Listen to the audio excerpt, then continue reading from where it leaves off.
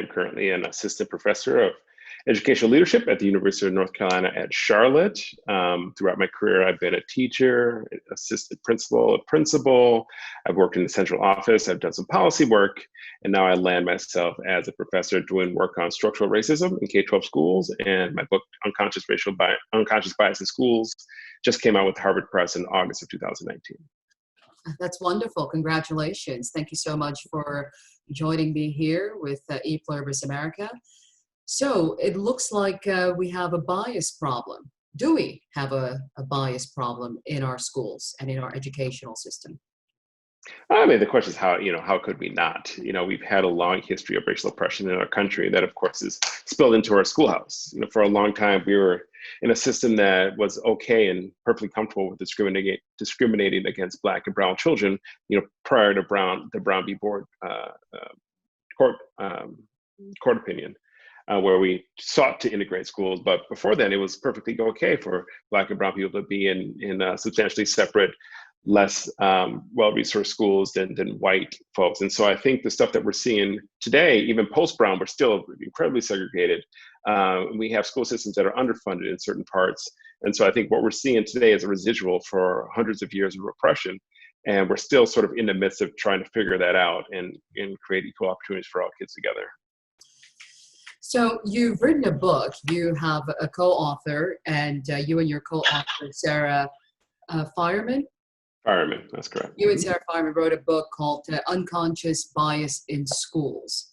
Can you talk about your book and why it's important now in this new era of social movement on the heels of the George Floyd protests and so many social changes taking place? Can you talk about the importance of this book and where it fits in and how it can help shape a better future when it comes to education and our children and a better society in America?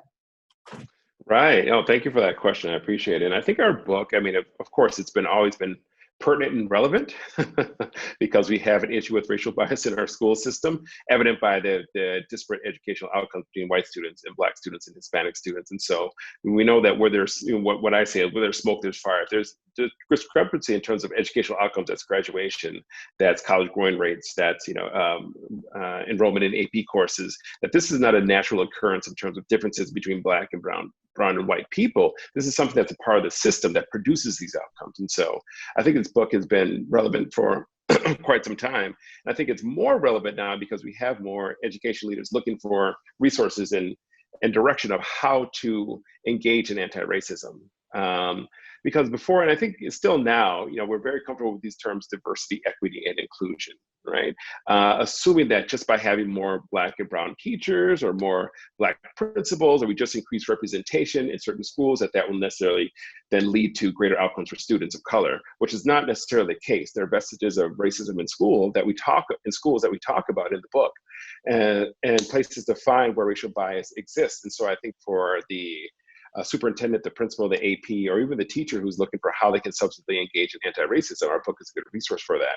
Because what I found in terms of my work and also my when I partner with different organizations, that a lot of organizations, especially white-run organizations, get caught in this vortex of anti-racist signaling. It's what's the term that I'm looking for? It's performative anti-racism. There you go. That's the word I'm looking for. That they get caught in this vortex of, let's read a book, let's form a book study, let's have conversations, and then expecting that if we just know better and think better, we'll then do better, which is not necessarily the case. That these organizations, like thinking and reading and knowing better is one thing, but then they need to connect the dots in terms of what are we actually doing in the classroom and what are the intended outcomes. And so I think our book draws from, do we have a bias problems, to what is our role, our personal role as educators in being anti-racist, then bringing it to the organizational level about what does an organization needs to do in order to address these issues. And then we get into near the end of our book, what do you do then? What are the specific actions that you engage in order to make a better environment and educational experience for students of color? That word anti-racism has been floating around, especially lately. Can you talk about what that word means? What does it mean to be anti-racist? And how can someone become part of that whole movement of being an anti-racist? Well, I think the I think the biggest hurdle for anyone to become involved, to become involved into and to engage in the journey of anti-racism. And so I see myself as an anti-racist educator. And have I fully arrived? No, not in the least. Still figuring things out about how to best position myself and my work to perpetuate a better experience for students of color and communities of color. And so I think the first hurdle is understanding that we live in a society that is, the foundations are, the foundations were built on racism. We have to understand our history as a country. So what most folks don't understand is sort of the longevity of racial oppression in this country. And so last year was 2019 was the 400th year anniversary of the transatlantic slave trade. And it's something that we did acknowledge, but most people don't really know what that means. But if we sort of think back to the amount of time that Black people were oppressed in this country, it's from 1619 until 1865. That's 246 years, a 400-year history. Slavery. So folks don't really understand the length of time, the generations of time that we are involved in the construction of slavery. And then after that, from 1865 all the way up until 1965, we'll say the Civil Rights Movement. That's another almost 100 years of legalized oppression. So if we add it all up, that's 346 years of oppression of our 400-year existence of Black people in this country. And so if we take it and track forward from 1965 until 2020, that only leaves us with 55 years of legalized way that Black and Brown people are actually free and full citizens. And so what I want folks to realize is that it's going to take us longer. So in terms of like school and what my work in school, it's going to take longer than a semester or a year to undo the centuries of racism that we're up against. It's layered. It's in every aspect of our society. And so the first aspect is to realize that our history, our country is based on a foundation of racism. And so to be anti-racist is to recognize that this one exists, and to how it continues to affect the lives of Black people. And then from there, we can get into the sort of the intricacies of, what can we do specifically in terms of actions to alleviate the oppression on communities of color. Can you talk about as an educator, can you talk about the racial climate that a lot of students of color are currently facing, even though it's been 50 years? I mean, you laid out pretty clearly, we've had a long journey of racism. It's embedded in our DNA. It's in every part of our society. Talk about how our young people, how our students are living and surviving, trying to survive in a racial climate. Can they survive? What does life look like for them 10, 15 years from now? Will they be impacted by the racial climate that they're a part of, whether we like to admit that or not? Well, I think the racial climate has been ever present, and when we think about our past, leaders in terms of social justice, I mean, most of our leaders, the people that we celebrate today, Martin Luther King, Malcolm X, any litany of names, these are actually very young individuals at the time. And so they came to their racial consciousness at a very young age, in their teens and early 20s. And so I think this racial climate has been ever present, and it's been around. It's been generational. And so I think the Black and brown folks today are living in a similar climate that we've sort of always been in. It's not anything new to Black and brown folks. I think this is new to white people. The new racial awakening is very new. Like, this is actually happening. There's a recognition that this is happening and it's a problem. But for most racially conscious, Black folks and brown folks, that this is something that's been going on for quite some time. And so I think there's a tremendous amount of resilience and sort of a deep racial literacy around the climate in which we live. And so I hold hope, because of the younger generations right now, that means folks younger than me, I'm in my 40s, and so folks 30s, 20s, and below, are one, in terms of the folks who just graduated from high school this year. We got to recognize that during their formative years, they had 8 years of a Black president. That gives you essentially a different racial framing than when I went through school, because I thought we would never have a Black president. All I knew was white men who were presidents. But these folks who graduated from high school this year had 8 years where they understood what a presidency was to have a Black president. That means a lot. And then in terms of the talk around racial progress under Barack Obama, and then seeing the backswing under our current president, And with race being sort of front and center is something that we're talking about as a nation. I think the racial consciousness of these young folks is well beyond, previous generations. And so I have a lot of hope for their ability to see what progress could be beyond someone like me who was never raised in that environment and didn't participate in this national dialogue around race until I was in my late 30s. So this is all taking place in the realm of education. Can you talk a little bit about the roadmap that you and your co-author have laid out in your book, Unconscious Bias in Schools? What's the roadmap that folks watching this can use today, or the minute they see this interview? What can they walk away with? What's the roadmap? Yeah, so I think what the roadmap is one, first, the acknowledgement. I think that's important. We don't want to seek to disconfirm racism in our schools, because that's often what we get caught in. Like, does racism exist? And it's so popular in education to have this deficit-laden thinking, meaning that we blame populations for the deficits. So they're coming from a low-income home, or you come from a single-parent home, or their neighborhoods aren't safe, and so we try to blame the community and the students for the deficits. But what we have to understand is, regardless of the homes or home life these students come from, they come to school with the ability to learn. And so by having this deficit-laden thinking, it makes its way into our policies, into our practices, into our curriculum, and so it necessarily disenfranchises Black and brown students who come in, and then produces the achievement gap instead of being the receivers of folks who are already behind. And so what I need folks to understand is that there are racial biases within the school in terms of our practices and within the system, within policies, that we can undo to actually shrink what we're calling the achievement gap. But Gloria Ladson Billings calls the achievement debt. And I like, and that framing is that we owe it to a population of people to really undo the harm that we've caused from generations of oppression.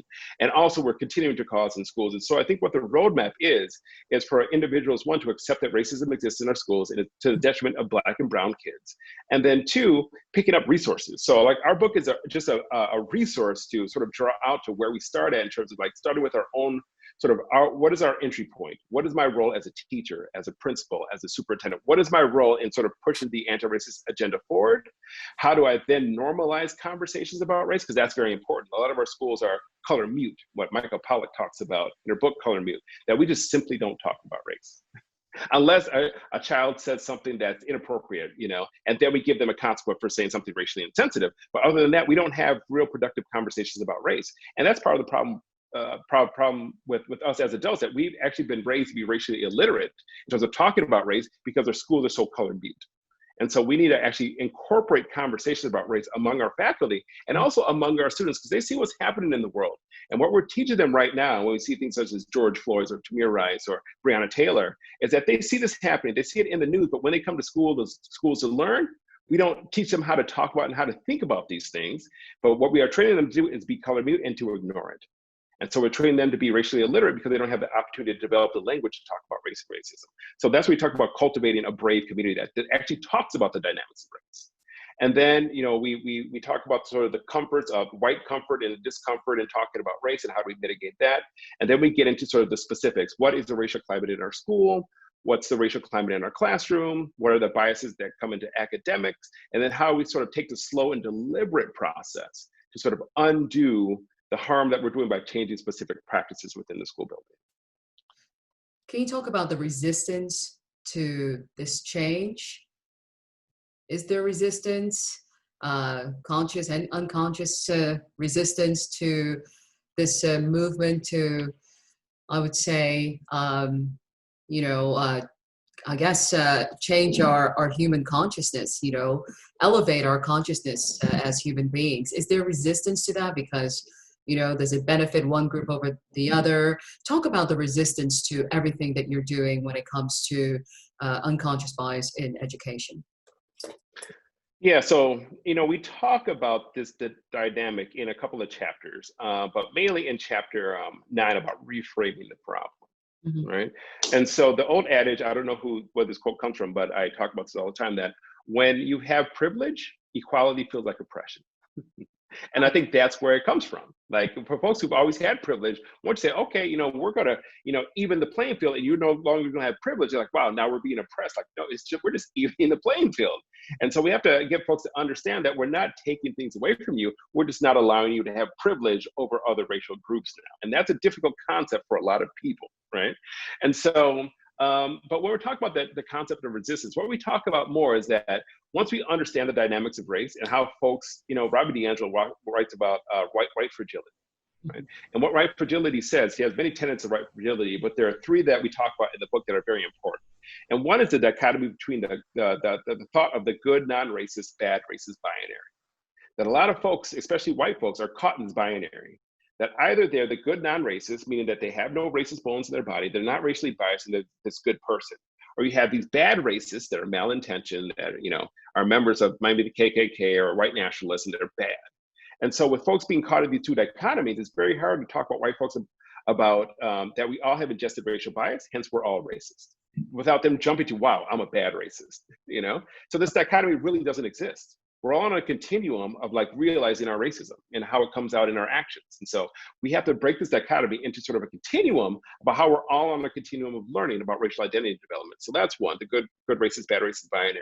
But the second dynamic that we talk about is racial literacy. So as I spoke about before, most of us, even people of color, have very low racial literacy about how to talk about racism across racial groups because we haven't been taught to do so.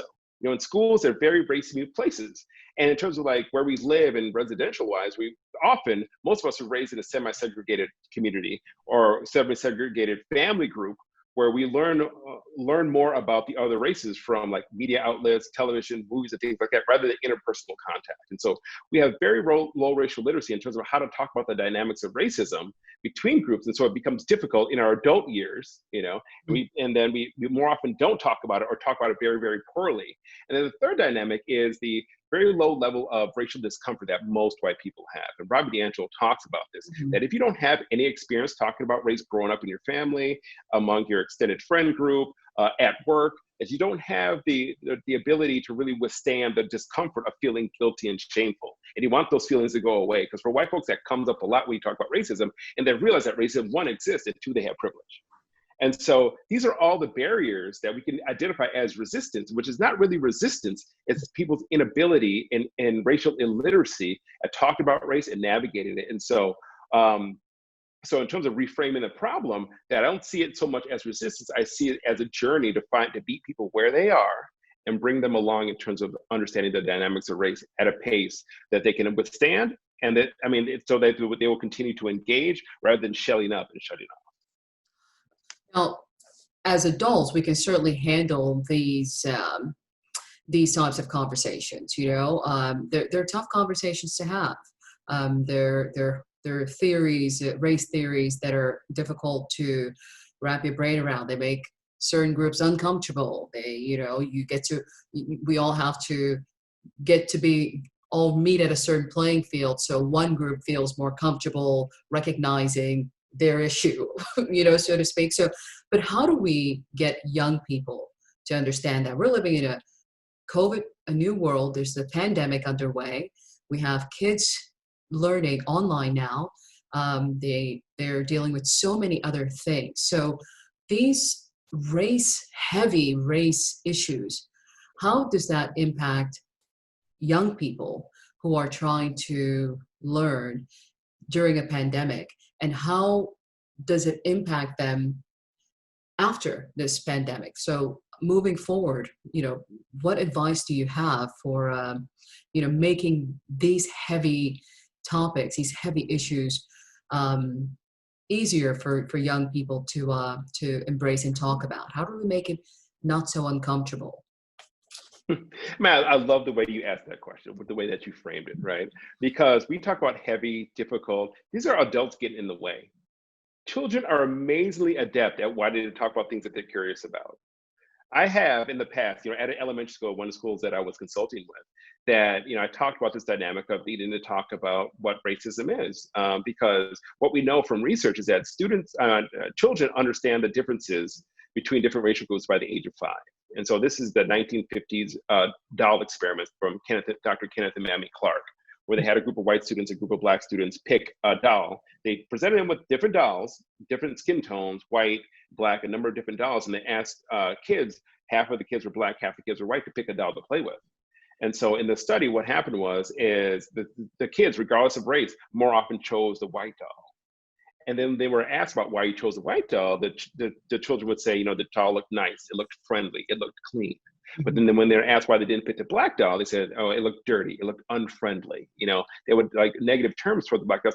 So kids understand the dynamics of race very, very, very young, right? And they're often unfiltered. And so I've had conversations with kindergartners about racism.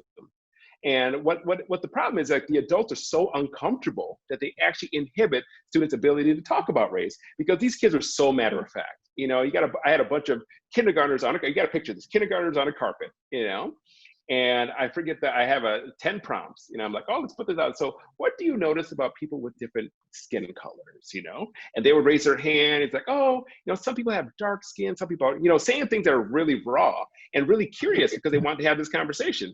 And so, but then during this consulting gig, I had a teacher sitting around the room and watch me do this, right? Have this conversation with these kindergartners.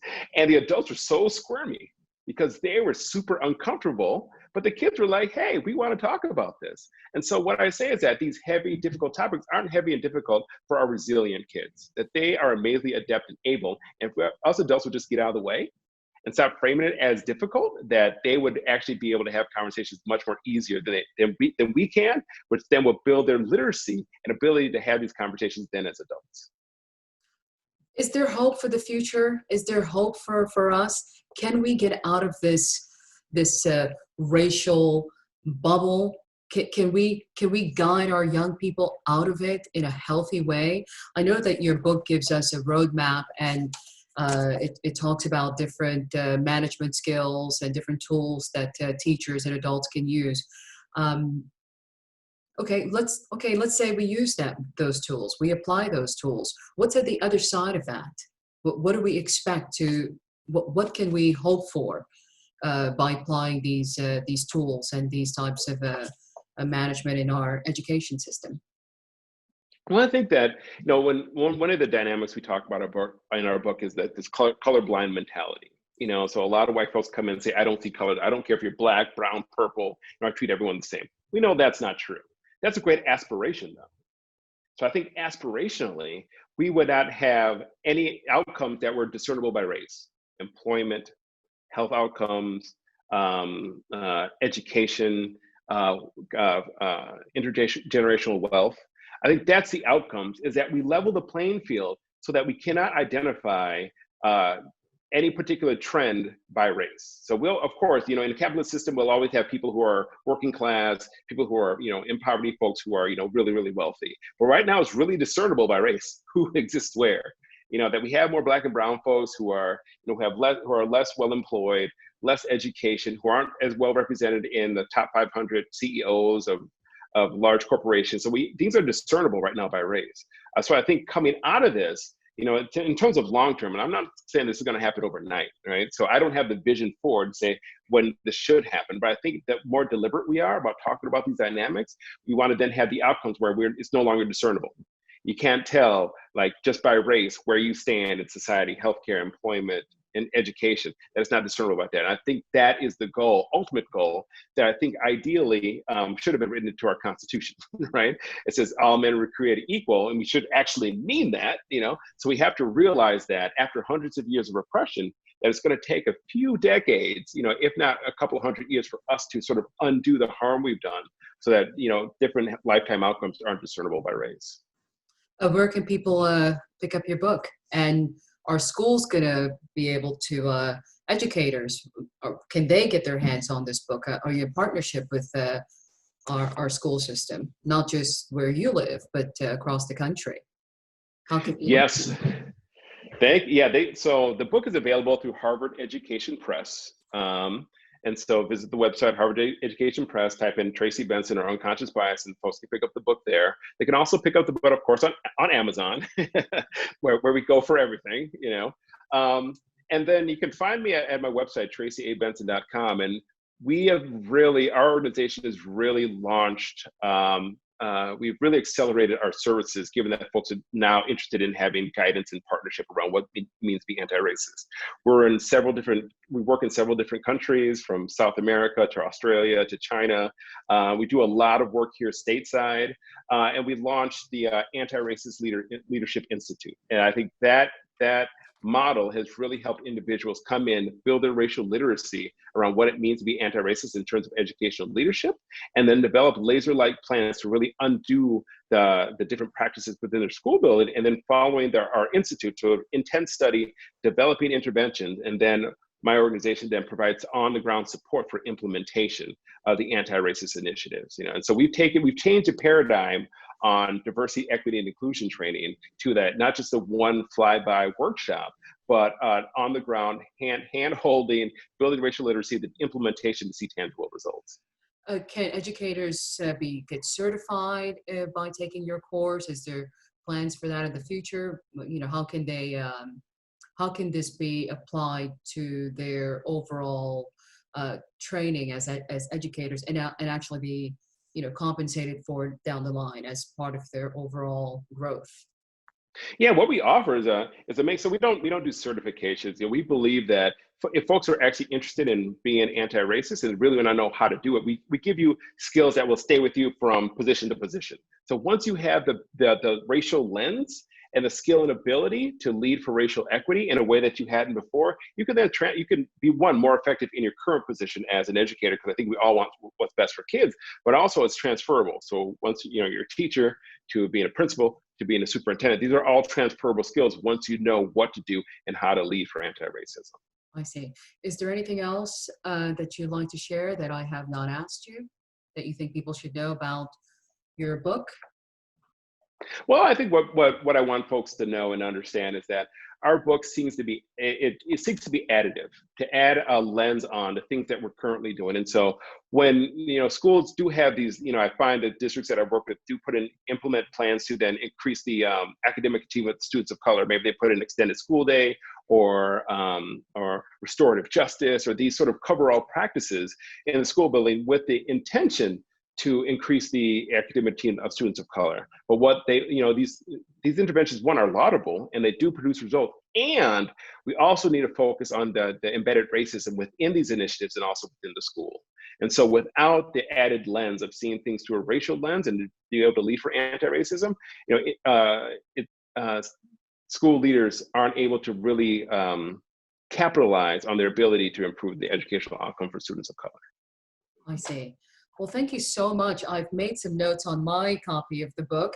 It's called Unconscious Bias in Schools. You guys can pick it up on Amazon or on your website, as you mentioned.